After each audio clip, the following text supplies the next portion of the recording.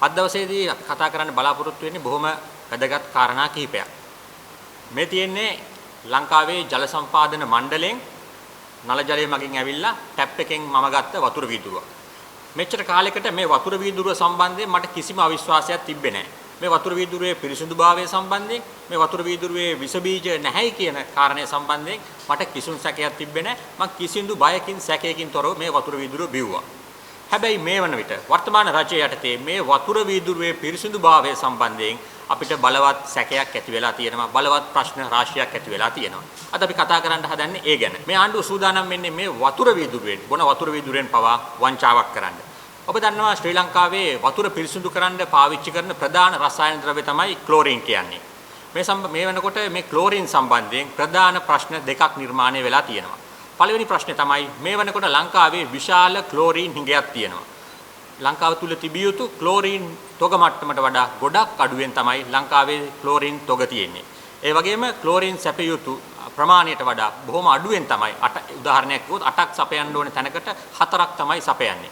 මේ විදිහට ක්ලෝරින් අඩුවෙන් සැපීම හින්දා ජලයේ ප්‍රමිතිය ගැන බලවත් සැකයක් ඇති වෙලා තියෙනවා. ඔබ දන්නවා මේ ජලය තමයි ලංකාවේ බහුතරයක් දෙනෙක් පාවිච්චි කරන්නේ. ඉතින් ජලයේ ප්‍රමිතිය ගැන සැකයක් තියෙනවා කියන්නේ ඒ හරහා විශාල ප්‍රශ්න ප්‍රමාණයක් ඇති වෙන්න පුළුවන්. විශේෂයෙන් සෞඛ්‍ය සම්බන්ධයෙන්, ජන ජීවිතය සම්බන්ධයෙන්, රෝගාබාධ සම්බන්ධයෙන් විශාල ගැටලුවක්, විශාල ප්‍රශ්න ප්‍රමාණයක් තියෙනවා.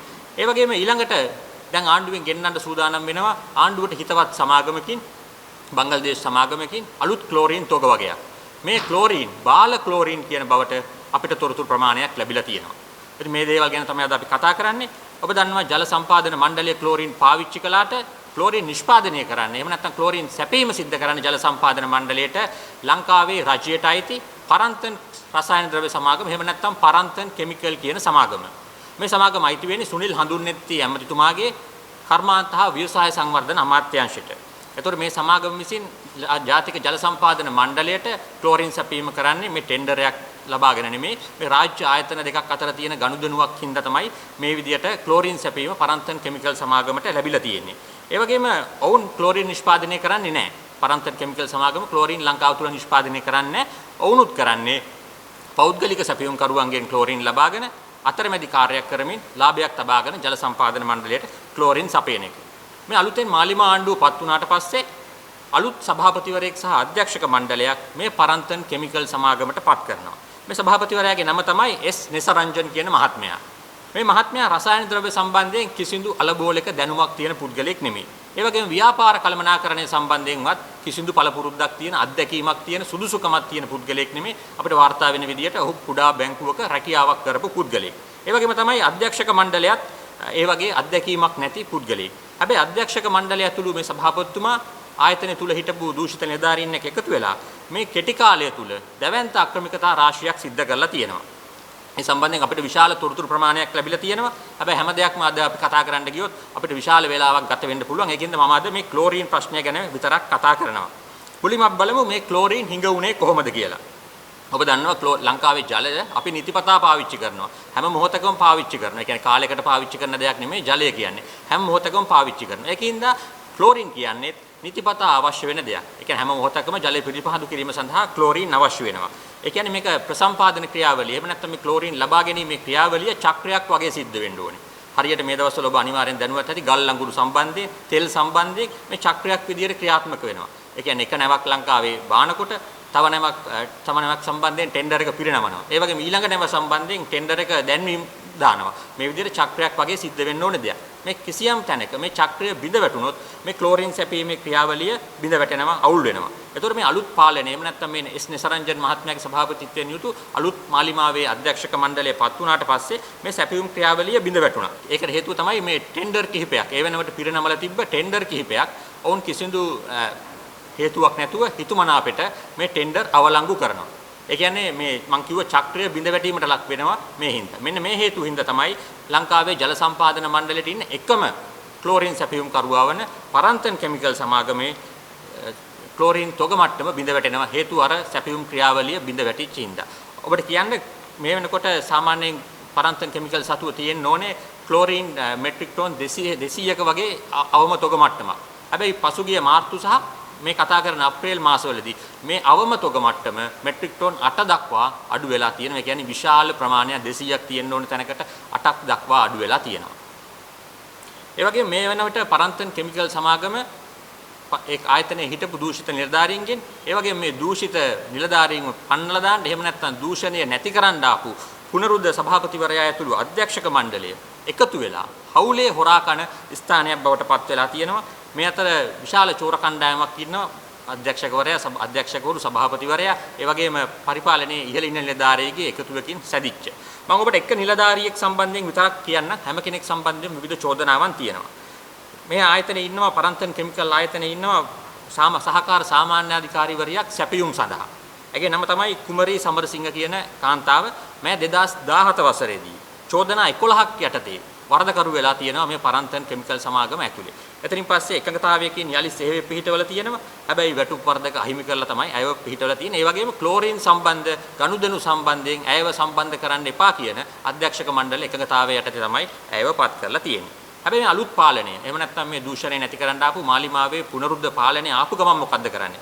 ආපු ගමන් ඒ වෙනකොට සාමාන්‍ය අධිකාරීවරයා විදියට කටයුතු කරපු ජීවානන්ද විජේසුන්දර කියන මහත්තයාට නියෝග කරනවා මේ කුමරී සමරසිංහ මහත්මියව සේවයේ පිහිටවන්න සේවය ලබා ගන්න සැපයුම් සඳහා ඇයට වගකීම් පවරන්න කියලා. හැබැයි මේ සාමාන්‍ය අධිකාරීවරයා මේ කාරණය ප්‍රතික්ෂේප කළා අමාත්‍යාංශයේ ලේකම්වරයාට මේ සම්බන්ධයෙන් දැනුවත් කරනවා. හැබැයි මොකද වෙන්නේ? අවසානයේ වෙන්නේ මේ දූෂණයට විරුද්ධ වෙච්ච එහෙම නැත්නම් මේ වැරදි වැඩේට විරුද්ධ වෙච්චි හිටපු ලුතිනන්ට් කමාන්ඩර්වරයෙක් වන මේ සාමාන්‍ය අධිකාරීවරයා විජේසුන්දර මහත්තයාව අනිවාර්ය නිවාඩු යවලා අනිත් පැත්තට අර කුමරී සමරසිංහ කියන කාන්තාවට ඒ නිලධාරිනියට සියලු සැපයුම් සම්බන්ධ වගකීම් පවරනවා. ඇය කලින් වැඩ තහනමකට ලක් වෙලා චෝදනා 11ක් යටතේ වැඩ තහනමකට ලක් වෙච්චි කාන්තාවක්. ඒතරින් ඒකෙන් ඒ විතරක් නෙමෙයි ඇය සම්බන්ධයෙන් තව විශාල චෝදනා ප්‍රමාණයක් තියෙනවා. වරක් ඇය බංගලිදේශයේ සංචාරක නිරත වෙලා තියෙනවා. මේ සංචාරයේදී මේක පෞද්ගලික සංචාරයක් කියලා තමයි වාර්තා වෙන්නේ. මේ සංචාරයේදී ඇය බංගලිදේශයේ ඉන්නවා මේ පරන්තන් කිමිකල් සඳහා ක්ලෝරින් සපයන සමාගමක්. මේ සමාගමේ ප්‍රධානියෙක්ගේ උපන්දින සාදයකට සහභාගී වුණා කියලා චෝදනා තියෙනවා. ඉතින් ඒ සම්බන්ධයෙන් මේ ආයතනය ඇතුලේ ඉන්න ආයතනයට ආදරය කරන සේවක පිරිස අමාත්‍යවරයාට පවා පැමිණිලි කරලා තියෙනවා. හැබැයි දූෂණය නැති කරන්න ආපු සුනිල් හඳුන්නෙත්ති අමාත්‍යතුමාගේ අවධානය සහ කිසිදු ක්‍රියාමාර්ගයක් මේ සම්බන්ධයෙන් අරගෙන නැහැ.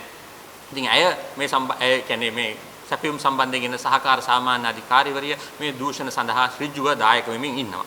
ඊළඟට මම ඔබට කතාව ආරම්භ කරනකොටම තව කතාවක් කිව්වා. ඒ තමයි ඊළඟට එන්න තියෙන ක්ලෝරින් වල ප්‍රමිතිය සම්බන්ධයෙන් බලවත් ප්‍රශ්නයක් ඇති වෙලා තියෙනවා කියලා. මම දැන් අවධානය යොමු කරන්නේ ඒ කාරණයට. ඔබ දන්නවා මේ දවස්වල බාල බඩු සම්බන්ධයෙන් ලොකු ප්‍රශ්න ටිකක් තියෙනවා. ගල් අඟුරු බාල වුණා කියලා කතාවක් තියෙනවා. හැබැයි මේ වෙනකොට මේ ක්ලෝරින් බාල වුණොත් මේ ක්ලෝරින් බාල වීම ගල් අඟුරු බාල වීමට වඩා අතිශය බරපතල කාරණයක්. ගල් අඟුරු බාල වෙච්ච හින්දා වෙන්න පුළුවන් දේ තමයි යන්ත්‍ර සූත්‍ර කැඩෙන්න පුළුවන්. විදුලි බලය නැති වෙන්න පුළුවන්. රටට ආර්ථික වශයෙන් පාඩුවක් වෙන්න පුළුවන්. හැබැයි මේ ක්ලෝරින් බාල වුණොත් ඔබේත් මගේත් දරුවන්ගේ ජීවිතවලට ලොකු ප්‍රශ්නයක් එන්න පුළුවන්. සෞඛ්‍යයට ප්‍රශ්නයක් එන්න පුළුවන්. ඒක ඍජුව වතුර පාවිච්චි කරපු මොහොතේ වෙන්නත් පුළුවන්. එහෙම නැත්නම් එතනින් පස්සේ කාලයක් ගිහිල්ලා වෙන ප්‍රශ්නයක් වෙන්නත් පුළුවන්. ලංකාවට මේ දියර ක්ලෝරින් ගෙනාවට පස්සේ පරීක්ෂා කිරීමක් සිද්ධ වෙන්නේ ඍජුවම ජල සම්පාදන මණ්ඩලය ජල මූලාශ්‍ර පිරිසිදු කිරීම සඳහා යොදා ගන්නවා. ඉතින් මේ ක්ලෝරින් සම්බන්ධයෙන් දැනට එකකතාවයේ තියෙන ක්‍රියාවලිය තමයි ස්වාධීන පරීක්ෂණාගාරයකින් ISO 17025 කියන තත්ත්ව සහතිකයේ සහිත පරීක්ෂණාගාරයකින් අර ගල්ලඟුරු වලට ගත්තා වගේ ස්වාධීන වාර්තාවක් ඉදිරිපත් කරන්න ඕනේ සෑම නැව්ගත කිරීමකටම. ඒක තමයි මේ ටෙන්ඩර් වල දාලා තියෙන නියමය. මේ වෙනකොට වර්තමාන පරිපාලන හිතවත් සමාගමක් ඉන්නවා බංගලිදේශ සමාගමක්. මේ බංගලිදේශ සමාගම සහතිකයක් ලබා දීලා තියෙනවා. මේ කියන්නේ ටෙන්ඩර් එක දානකොටම කියනවා අපි රිපෝට් එක දෙන්නේ අපේ ස්වාධීන ලැබ් රිපෝට් එක දෙන්නේ මේ විදියට කියලා ඒ ටෙන්ඩර් එකේ සඳහන් කළ යුතු වෙනවා. ඒතර බංගලිදේශ සමාගම කියලා තියෙනවා බංගලිදේශයේ තියෙන ප්‍රණීතන මණ්ඩලය කියන ආයතනයෙන් තමයි Taman සහතිකය ලබා දෙන්නේ කියලා. හැබැයි අපි කරුණු හොයලා බැලුවට පස්සේ මේ බංගලිදේශයේ තියෙන ප්‍රණීතන මණ්ඩලය කියන්නේ එහෙම සහතික ලබා දෙන ආයතනයක් නෙමෙයි. බංගලිදේශයේ තියෙන රසායනාගාර නියාමනය කරන්න තියෙන ආයතනයක්. ඒ අනුව මේ ගැන මේ සහතිකය දෙන්න හදන සහතිකය ගැන බලවත් ප්‍රශ්නයක් ඇති වෙලා තියෙනවා. මේ මොකද්ද දෙන්න හදන සහතිකය? මේක ව්‍යාජ සහතිකයක්ද කියලා. ඒ වගේම මේ වෙනකොට වාර්තා වෙනවා මේ බංග්ලාදේශ සමාගමට. ඒ කියන්නේ නිසි ආකාරයෙන් ප්‍රමිති සහතිකයක් ලබා දීමට නොහැකි වුණු ISO 17025 සහතිකයසත් පරීක්ෂණාගාරයකින් වාර්තාවක් දෙනවා කියන එක සම්බන්ධයෙන් නිසි තොරතුරක් ලබා දෙන්න බැරි වෙච්චි බංග්ලාදේශ සමාගමකට මේ පරිපාලනය හදිස්සියේ මේ ටෙන්ඩර් එක, ඒ කියන්නේ ඊළඟට ලංකාවට එන්න තියෙන ක්ලෝරින් සම්බන්ධ ටෙන්ඩර් එක මේ වෙනකොට පිරිනමල කියලා අපිට විශ්වාස කටයුතු ආරංචි මාර්ග වලින් වාර්තා වෙනවා. ඉතින් මේක ඊටාම බරපතල කාරණයක්. මම ඔබට කිව්වා ගල් අඟුරු බාල වීමට වඩා මේ ක්ලෝරින් බාල වීම අතිශය භයානකයි. ඒක බලපාන්නේ ඔබේ මගේ සෞඛ්‍යයට, ඒ වගේම අපේ දරුවන්ගේ සෞඛ්‍යයට, ඒ වගේම නූපන් දරුවන්ගේ සෞඛ්‍යයට පවා මේ ක්ලෝරින් බාල වුණොත් බලපෑම සිද්ධ වෙනවා. ඒකින්ද අපි වර්තමාන රජයට කියනවා විශේෂයෙන් සුනිල් හඳුන්නෙත්ති අමාත්‍යතුමාට, ඒ වගේම චතුරංග අබේසිංහ නියෝජ්‍ය අමාත්‍යතුමාට, ඔබතුමන්ලා ආණ්ඩුව ගන්න කලින් බොහොම දූෂණ විරෝධී නායකයෝ විදියට පෙනී හිටපු කට්ටිය, නවීන ප්‍රසම්පාදන ක්‍රියාවලීන් ගැන කතා කරපු කට්ටිය, හැබැයි Taman යටතේ තියෙන මේ පරන්තන් කෙමිකල් කියන ආයතනයේ සිද්ධ වෙන දූෂණ සම්බන්ධයෙන් ඔබේ නිහඬතාවය අපිට බරපතල ප්‍රශ්නයක්. අපිට සැක කරන්න වෙන්නේ ඔබලාත් මේ දූෂණයේ කොටස්කරුවන්ද, මේ පරන්තන් කෙමිකල් සමාගම හරහා සිද්ධ වෙන දූෂණ වලින් ලැබෙන ඩොලර් ඔබේ ගිණුමටත් යනවද කියන ප්‍රශ්නය අපිට ඇති වෙනවා. ඩොලර් කියන එකට වඩා මෙතන තියෙන බරපතල ප්‍රශ්නේ රටේ ජනතාවගේ සෞඛ්‍යයට සිද්ධ වෙන්න පුළුවන් වෙන හානිය. ඒකින්ද රජයේ බලධාරීන්ගෙන් අපි දැඩි ලෙස ඉල්ලනවා මේ සම්බන්ධයෙන් ඉතා ඉක්මනින් ක්‍රියාමාර්ග ගන්න. මොකද උනාට පස්සේ මේක වැඩක් නැහැ. මිනිස්සුන්ගේ සෞඛ්‍යයට හානි උනාට පස්සේ, මිනිස්සුන්ට ලෙඩ රෝග හැදුනාට පස්සේ වැඩක් නැහැ. විශේෂයෙන්ම අපි වසර ගණනාවක් තිස්සේ, දශක ගණනාවක් තිස්සේ විශ්වාසයෙන් පාවිච්චි කරපු මේ ජල සම්පාදන මණ්ඩලයේ වතුර සම්බන්ධයෙන් මිනිස්සු අතර අවිශ්වාසය ගොඩනැගුණොත් ඒක රටට බරපතල හානියක්. ඒකින්ද අපි අවසාන වශයෙන් කියනවා මේ සම්බන්ධයෙන් නිහඬ වෙන්න එපා. මේ සම්බන්ධයෙන් ඔබේ අවධානය යොමු කරන්න කියලා.